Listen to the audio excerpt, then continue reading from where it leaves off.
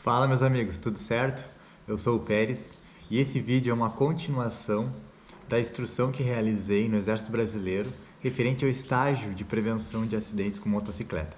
Se você ainda não assistiu o primeiro vídeo, assista lá que tá bem legal, com muitas informações importantes. Se você ainda não é inscrito, se inscreva no canal, deixe seu like e compartilhe se possível. Um grande abraço, aproveite esse vídeo e até mais. A gente faz toda uma avaliação primária, tá? Que consiste nesse mnemônico que faz a gente se lembrar de cada etapa. Esse mnemônico é por grau de importância, que eu vou verificando cada letrinha dessa. A primeira indício, então, de óbito é por hemorragia. Uma pessoa que sangra muito, perdeu muito sangue, não tem como transportar oxigênio, não tem como transportar nutrientes, então ela morre. E a segunda causa de morte é o A, que é a abertura das vias aéreas. Então, se não tiver aberta a via aérea, não vai passar o ar. Então, ela morre. Depois a respiração, circulação, a questão neurológica e a exposição, né, que a gente verifica. Uma expressão da cabeça aos pés. O X, então, que é o controle de hemorragia exsanguinante, é aquela perca excessiva de sangue. Por exemplo, uma amputação de um braço atingiu uma artéria femoral, que é um grande calibre, principalmente as artérias, que sangram muito, né? Artérias são vasos que o coração bombeia, que sai do coração o sangue que vai para o resto do corpo. Então, quando sai do coração, ele sai muito forte. E as veias são o retorno do sangue até o coração, certo? Aí volta mais devagar. Sangramento nesses vasos, né? Ou quando chegar numa vítima tem muito sangue e está lá jorrando sangue, primeira coisa que a gente deve fazer, tá? É conter a hemorragia. É pegar um pano, uma gases, qualquer coisa e pressionar. Isso aí a gente chama de pressão direta, tá? Então tem um corte aqui, um sangramento, até só com a própria mão também, né? Na hora da cena. Tamponamento com gases. Então, tamponamento com gases a gente vai verificar realmente tem um ferimento aberto, tá? Ferimento aberto, por exemplo, uma arma branca ou uma arma de fogo, né? E aquele sangue está sangrando muito, está saindo muito sangue ali. Então a gente vai fazer o quê? Só com a pressão direta a gente não consegue estancar essa hemorragia. A gente vai precisar preencher a ferida. Aqui eu fiz um simulado aqui, ó, e ele faz exatamente isso, ó. Tem um ferimento, então a gente vai colocando gases aqui dentro, certo? Para preencher e atingir a artéria, tá? Pressionando a artéria, fazendo com que ela pare de sangrar, né? Curativo compressivo, então a gente fez esse preenchimento de ferida, a gente precisa fazer um curativo que pressione, porque eu posso fazer esse curativo e só ficar com a mão aqui, com a pressão direta. De um socorrista, né?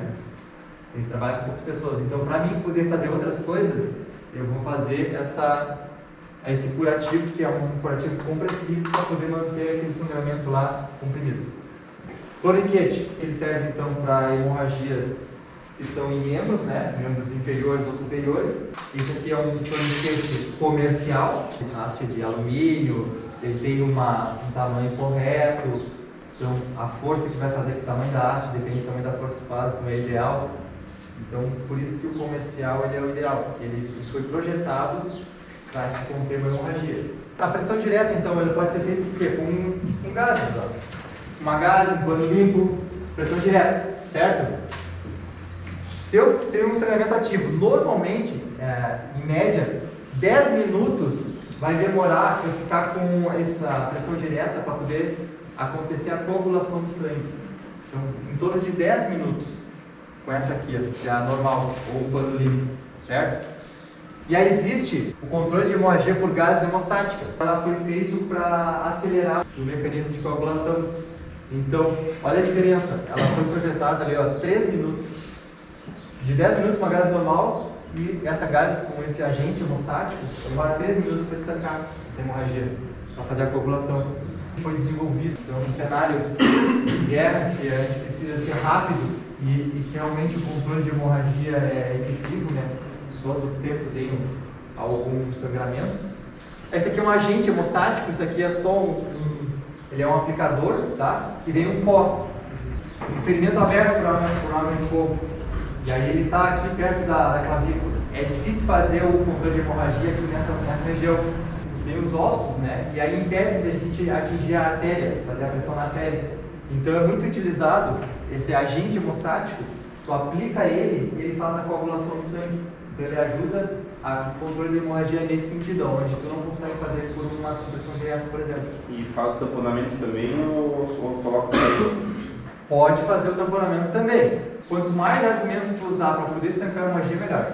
Por exemplo, eu posso usar a pressão direta, tá? Enquanto eu faço a pressão direta, o outro colega vai e coloca um torniquete. Eu posso usar mais de um ou posso métodos, né, para poder estancar. O que a gente tem que fazer é estancar a hemorragia. Vamos lá, pessoal, você sabe quantos litros de sangue nós temos em média? Um adulto com saúde normal? em torno de 6, né? 6 litros? Quanto? Em torno de 5 litros. É isso aí, mais ou menos isso. Depende de cada um, é a média, né? Se a gente perder mais de 40% desse sangue, a gente vem a óbito. Em torno de 2 litros de sangue. A gente já tem pouquíssimas chances de voltar, certo? Porque a gente perdeu muito sangue. E uma hemorragia de uma artéria, em vasos grandes, em pouco tempo a gente perde esses 2 litros, a gente perde. A gente chegar numa cena com um sangramento muito ativo, a gente tem que procurar cadê o sangramento e tem que estancar esse sangue. Então essa é a importância. Esses são sinais que a gente deve fazer. Às vezes é só fazer isso, a pressão direta. Aqui ó, um exemplo aqui do tamponamento com gás. Ó, tem uma ferida aberta. Se eu fizer só a pressão direta, não vai adiantar. Ele vai estar ainda circulando sangue. A artéria vai estar ainda jorrando sangue. Então eu tenho que realmente introduz a mão até achar a artéria, né, com a gase. Tu vai inserindo a gases, tá? Com a compressa, né? Vai inserindo até achar um bolo assim e realmente achar a artéria e comprimir ela. Terminou de fazer o preenchimento e faz o quê? A pressão direta. Curativo compressivo. Pode ser feito com uma atadura de crepom, normal, né? Essa que a gente encontra, bem forte, pressiona bem forte. Ou a gente pode fazer com bandagem israelense. Então a bandagem israelense, então, ela foi desenvolvida também para esse cenário de guerra, para ser mais rápido e eficiente. Tá? Ele é um elástico, certo? E realmente ela aperta bastante. Então depois de fazer ali o preenchimento de ferida, eu coloco ali, vai ter essa almofada. Ó, tem um ferimento aqui, a gente coloca, certo? Aí passa uma vez, pode passar mais uma vez. Aí coloca no gancho e volta. Quando eu fizer a volta, ele vai tracionar no momento da ferida, como se fosse uma pessoa fazendo a pressão direta. E aí tu vai passar várias vezes até chegar ao final. Vou fazer mais fraquinho aqui só para mostrar para vocês o final dela. No final dela tem um gancho, ó. Tem um ganchinho que facilita. Então realmente é para facilitar naquele cenário onde a gente precisa ser rápido e levar o combatente até, né, o local adequado para os procedimentos finais. Aqui eu só trouxe para vocês exemplos de torniquetes. Esse daqui ele tem uma haste, né, que é o mesmo que eu tenho, que ele vai girando e vai apertando. Esse daqui ele é de inflar, é diferente aqui o encaixe dele, tá? E aqui ele é usado nos locais.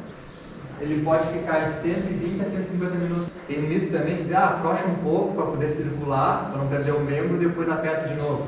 Caiu por terra essa técnica já. Aplica e leva para o hospital. Então, até 120, 150 minutos para chegar no hospital. Né? É bastante tempo. Então, aplicou uma vez, não afrouxa mais. Tá? Isso não vai ter lesão de tecido, não vai ter lesão de nervo, nada. Aonde aplicar o torniquete? O protocolo tático, ele segue na linha de ser o mais apertado e alto possível. Ou seja, coloquei o torniquete, a lesão foi aqui no braço. Eu não vou colocar 4 dedos acima. Tem manuais, não estou dizendo que está errado, tá? Tem manuais que falam que a gente pode fazer isso. Tá? Mas o apegar tático, ele já considera o mais alto e apertado possível. Ó, bem alto e apertado. Tá? Ele pode ser auto-aplicado também, tá? Que nem eu estou fazendo aqui. Digamos que eu estou no combate, tá? E aconteceu um ferimento aqui, uma arma de fogo, né? E aí eu coloco o torniquete um pouco mais para cá. Acontece outro ferimento mais para cima. E aí eu não tenho outro torniquete. Então por isso que a gente já faz o mais alto, apertado possível. Já para o membro, pelo menos, estancar. Improvisado. Mas eu não tenho esse comercial. Esse comercial aqui em torno de R$300, hoje está no Brasil R$350. O improvisado, pouca eficiência, quando ele foi testado, ele falhou 32% das vezes. Por exemplo, tem uma hemorragia sanguinante que tentaram fazer um kit improvisado, 32% das vezes ele falhou. E numa hemorragia sanguinante, a gente não pode ter essas falhas, senão a gente perde uma vítima numa falha. Então, por isso que tem que ser o mais perfeito possível, certo? Mas eu não tenho esse, beleza, vou fazer improvisado. É o que tem. É melhor a gente perder um membro ou lesionar um membro do que perder a vida. Ok? Então vamos fazer. Por quê? Quanto tempo eu vou demorar para fazer um tourniquet improvisado? Eu vou estar com o material ali pronto? Ou vou ter que tirar a camiseta, tirar o cinto, improvisar, pegar uma haste? O que eu vou fazer? Quanto tempo eu vou demorar para fazer esse tourniquet? O tempo é vida. 5 litros de sangue que a gente tem, a gente perder 40%, eu perco essa vida. Em média. Então, quanto tempo eu vou demorar? Se eu tenho esse tourniquet já pronto, só tiro e aplico. O material, que material que eu vou usar? Esse aqui é um material comercial, ele foi desenvolvido para isso. É um material resistente. Ele não vai, quando eu terminar de apertar, ele não vai se afrouxar sozinho. Tá? Ele vai manter aquela tensão por muito tempo. Agora, se eu fizer, por exemplo, com esse tecido, será que ele não vai ceder? Se eu fizer com elástico, será que ele não vai ceder? Em um tempo ou na hora ele vai conseguir apertar bem? Qual é a largura que eu vou fazer o tourniquet? Vou fazer dessa largura? Vou fazer bem fininho? Se eu fizer muito fino, pode lesionar a pele. Muito largo, né? Pode ser que ele não faça a compressão do vaso que tem que fazer. Então ele tem o tamanho ideal para poder que não seja muito fino e nem muito largo. Aqui são os sinais, aqui eu tenho, não sei se você consegue enxergar, tem 2 vasos ali, né? O azul e o vermelho. Perceba que o vaso azul, ele passa mais sangue ali, né? Ele é mais largo. E esse vaso vermelho, ele é mais grosso. Aquele lá são as veias. As veias, que são o retorno do sangue, eles são mais superficiais. Isso que a gente enxerga aqui, né? Nosso corpo, são veias. As artérias, elas são mais profundas. Quando a gente faz uma pressão aqui, certo? E a gente não pressiona tanto, não é o suficiente, a gente só faz o quê? A gente só vai estancar as veias. Ou seja, se eu apertar aqui, eu só estou estancando o retorno do sangue. Ele não está retornando no meu corpo, mas ele está vindo, porque a artéria eu não consegui atingir. Então ele tem que ser forte o suficiente para atingir aquela artéria. Se tiver só medido o retorno do sangue, síndrome compartimental, que vai começar a aumentar a quantidade de sangue numa região, certo? E aqui vai aumentar aquela pressão e eu posso perder o membro pela síndrome compartimental. Para conhecimento dos senhores, tourniquet juncional. Tourniquet juncional, então, é para axila, para virilha, né? São pontos que a gente não consegue usar o tourniquet de extremidades. Então, como fosse uma pressão direta, só que dentro do vaso. Ele vai atingir até o vaso lá, tu vai apertando, ele vai atingir o vaso. Então são vários modelos, né? Tem a de pera, que a gente vai inflando, ele vai aumentando. Tem esse daqui que a gente vai dando catraca, ele vai, né, empurrando, até atingir realmente a artéria, principalmente a artéria femoral, que é a artéria com grande calibre, né? Que liga todo o membro inferior. Pode passar.